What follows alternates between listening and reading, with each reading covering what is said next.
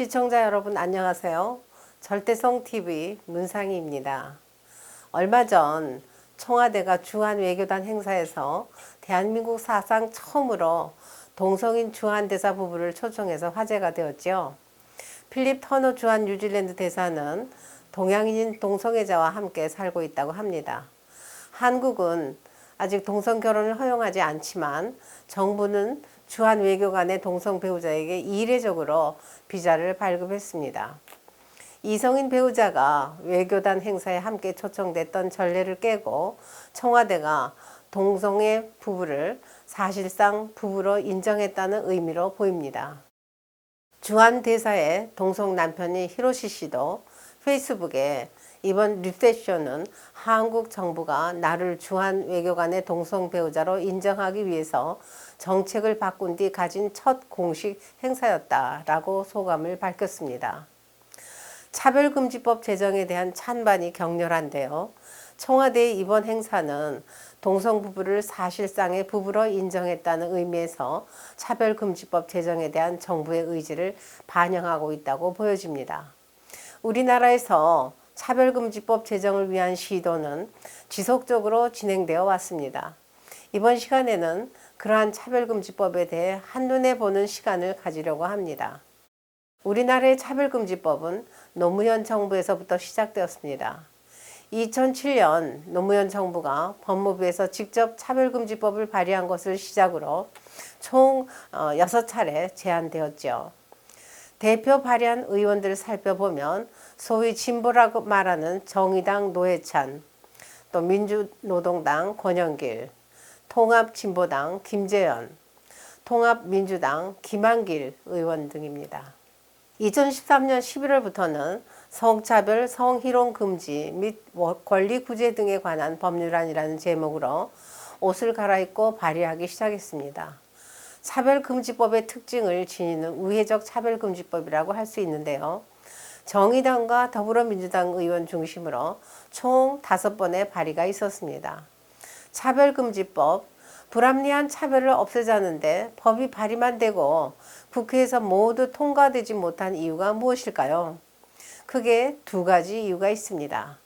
차별금지 사유에 독소 조항에 성 정체성과 성적 지향이 들어가 있고 또 차별 행위에 대한 강력한 처벌을 두고 있기 때문입니다.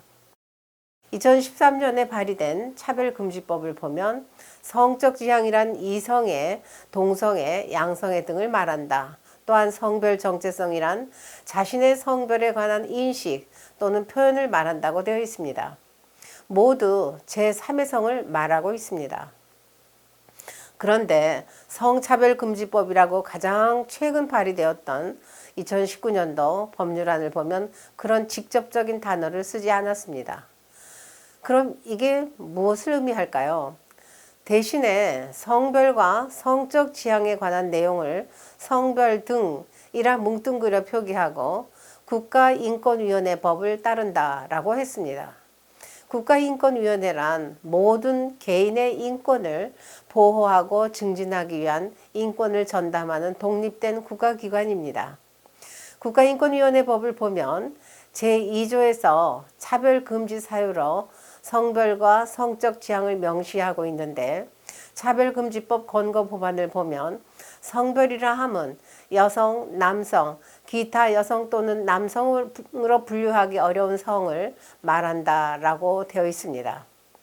젠더 주창자들이 말하는 수십 가지의 성이 포함되어 있죠. 이러한 차별금지법을 위반했을 때 어떤 처벌을 받게 되는 것일까요?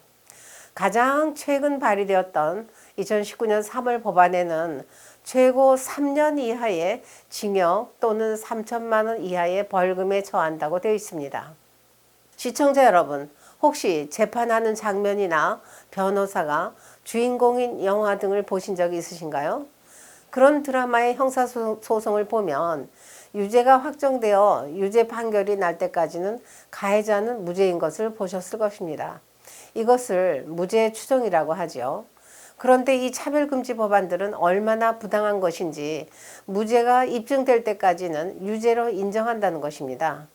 곧 피해가 있었다고 주장하기만 하면 가해자로 지목된 상대방이 실제 성차별을 할 의도가 전혀 없더라도 증거가 명확하지 않아 입증하지 못할 경우 무죄를 입증하기 전까지는 무조건 유죄라는 것입니다.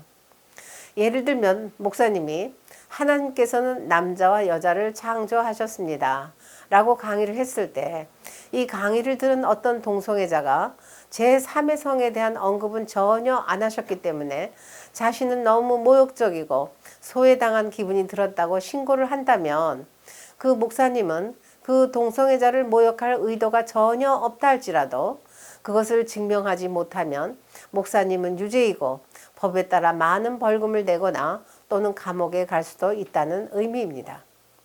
발의되었던 차별금지법에 의하면 차별 내용에는 모욕이나 괴롭힘 같은 정신적 고통도 포함되기 때문에 손해배상에 있어서 가해자가 고의가 없다는 것을 입증하지 못할 경우 손해배상을 해야 되는 것으로 명시되어 있습니다.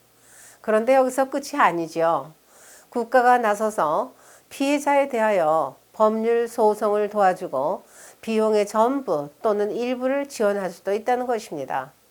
더군다나 19년 3월에 발의한 법안을 보면 피해자가 신고하지 않았더라도 국가인권위원회와 여성가족부 장관이 직권으로 조사할 수 있는 권한을 부여하기도 했습니다. 이것이 어떤 의미인가 하면요. 목사님이 하나님께서 남자와 여자를 창조하셨습니다 라고 강의를 했을 때 동성애자는 직접 신고하지 않더라도 국가인권위원회나 여성가족부가 이 사실을 알게 될 때 이것은 차별이라고 직접 통지를 하고 처벌을 할 수 있다는 것입니다. 시청자 여러분, 민주주의 국가에서 이런 법이 가능한 것입니까? 동성애자들이 정신적 피해를 받았다고 고발하기만 하면 가해자 입장에 처한 사람이 그런 의도가 아니라는 입증을 못할 경우 감옥에 가거나 벌금을 낼 수도 있고 동성애자들이 직접 신고하지 않더라도 국가인권위원회나 여성가족부 등 국가가 직접 나서서 조사하고 처벌하겠다는 것입니다. 차별금지법, 정말 부당한 법이 아닐까요? 소수자의 인권을 위해서 대다수의 일반 대중들의 표현의 자유를 앗아가는 인권은 무시해도 되는 것일까요? 시청자 여러분, 세계인권선언 제29조에 의하면 불법이나 부도덕을 행하면서 인권을 주장할 수 없다는 내용이 담겨 있습니다. 동성, 성행동은 자신의 자유의지로 선택하는 성행동이기 때문에 법적으로 또는 도덕적으로 평가할 수 있는 대상이죠. 그러므로 동성애를 지지하는 자들이나 반대하는 자들이 자신들의 의견을 자유롭게 개진할 수 있어야 합니다. 그런데 차별금지법은 동성애 행동을 반대하는 사람들을 민사 형사법으로 그 책임을 물어 처벌하겠다는 것이죠. 이것은 인간의 윤리적 올바른 분별력과 식별력의 인권을 침해하는 법으로 볼 수 있습니다.